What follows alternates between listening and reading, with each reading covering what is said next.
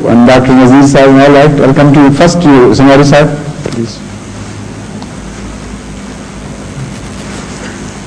Wa alaikum salam wa rahmatullah. This is a question on behalf of my wife. Yes. She's asked. Why do you always ask questions on behalf of your wife? Can you please explain the meaning of the verse? When you know the verse 9 in the end of Surah Al-Najm. On that I have spoken at some length in my some of my sermons, not only one but many other places. Also in question answer sessions it has come up. So it will occupy quite some time to speak on this verse, because in reality one can speak for hours on the meaning of this verse.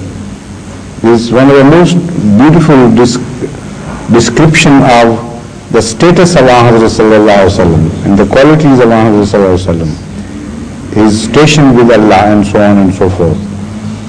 So this is not the right forum. Moreover, the time is almost over, and within 10 minutes it's impossible to give a discourse on this verse. So she can refer to the earlier sermons, and if she has some questions unsolved or doesn't feel fully satisfied with some explanations, then she can ask a definite question, pointed question. Yes, Dr. Mujib Sahib?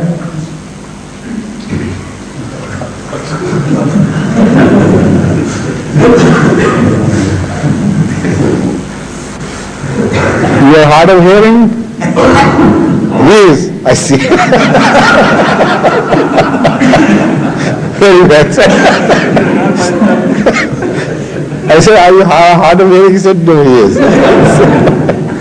So that reminds me of a joke.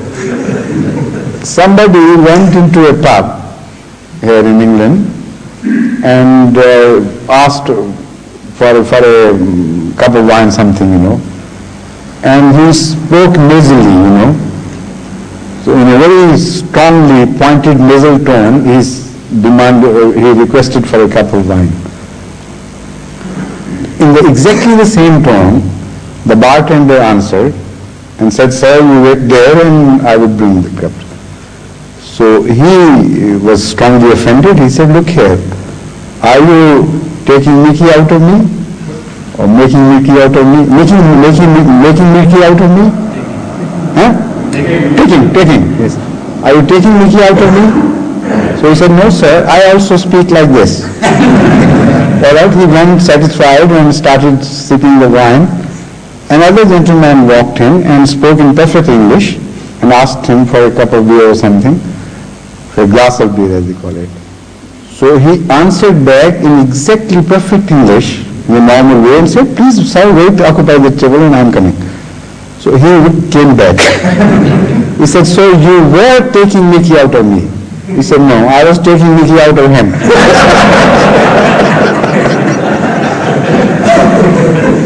See? So this is how doctors have turned the table against you. He said, "I am not hard of hearing, he is hard of hearing." Please. So my question stems from Abdul's question. Yes. As I understand, sir, that Holy Prophet Sallallahu Alaihi Wasallam is a perfect example for us to follow. And as I understand, sir, he was the spiritual head, and at the same time he was the head of the state. Is it not so appropriate that the political Masih should also be the head of the state, following his example?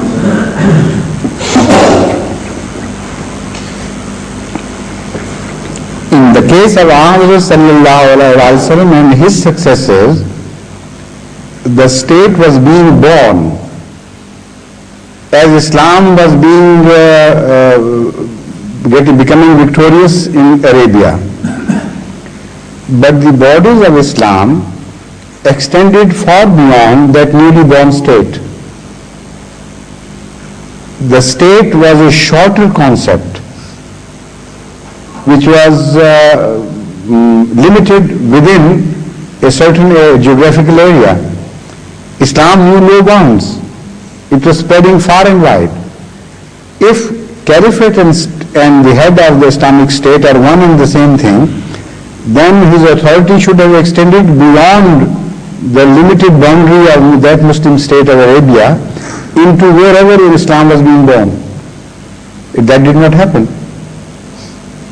So that showed that obviously in the same process they were the defenders of the cause, they were given the victory, so the first choice of running the state was theirs. The first responsibility, I should say, because they were not desirous of becoming heads of states.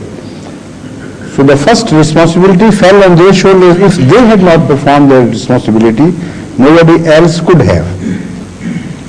Secondly, Hadhrat sallallahu alayhi wa sallam was a law-bringing prophet, and many an aspect of Islam was to be demonstrated. While there was also an Islamic state, and because that was a time when Islam was being demonstrated practically by Hadhrat sallallahu alaihi wasallam, no one else could have done it. So for a time being, Allah combined these two purposes together and molded them into one, but only temporarily, as I said. As later on, when Islam went on spreading and winning some laurels politically as well, when many Islamic states came into being, and they were not bound to follow one caliph, one spiritual head at all. In fact, later on the term caliph also got deranged and deformed, and ultimately it was made devoid of all spiritual meaning.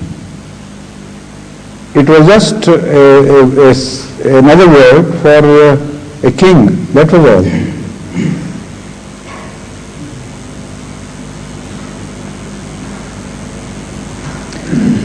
Yes, who else wanted to ask a question after Dr. Sahib? Seven Dr. Sahib. Yes.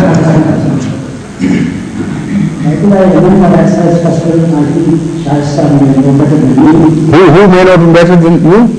Who may know better than you? So why, Shahid Sahib? So why should you go and occupy if you know better than he does? Huh? You said that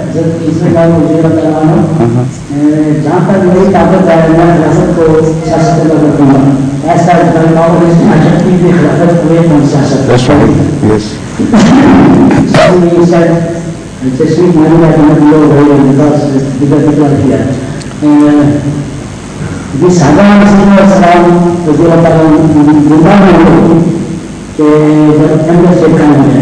Where did he say that? I don't remember. No. Mauli Sahib doesn't remember while he is the last word on the history of Ahmadiyyat. I don't remember either.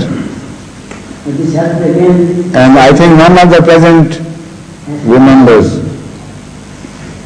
The only possibility is left is you. Hadhrat Sahib, you remember so many things. Huh?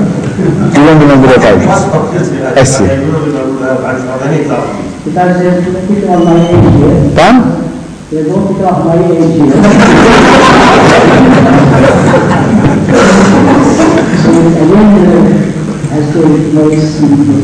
How many Sahaba of Hadhrat Mirza Tahir are left?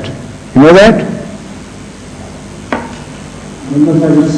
Hardly few. You can count them on fingertips. Yes. And they have reached the end of their tether.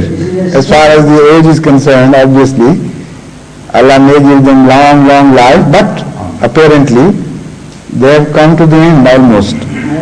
So, do you want to say that prediction was proved false? Is that what you want to prove?